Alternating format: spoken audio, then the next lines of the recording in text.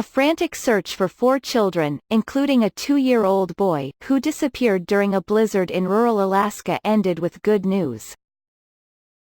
The youngsters did not return from a snow machine ride Sunday afternoon near the remote village of Nunam Iqua on Alaska's west coast, prompting a search by Alaska State Troopers and the U.S. Coast Guard. But they were found a day later, on Monday afternoon, cold, hungry, and tired, about 18 miles south of the village, population 200. They were transported to Bethel, where they are being treated for severe hypothermia, KTUU reports. It immediately brought me to tears, Alfonso Thomas, the father of 2-year-old Trey Camille, told the local TV station in Anchorage. I never would have thought that he would make it.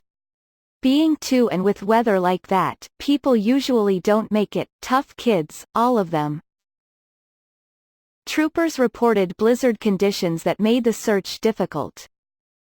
The children, who were all related, 14-year-old Christopher Johnson, 8-year-old Frank Johnson, 7-year-old Ethan Camille, and Trey, found shelter overnight and were eventually rescued. At least 3 were appropriately dressed for the weather.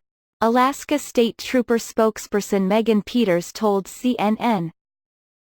Their mother told KTUU the outing was supposed to be short but, it became an hour and the weather started being bad, and that's when we called for someone to go out and look. The National Weather Service issued a winter storm warning for the area until Tuesday morning, with up to 6 inches of snow expected.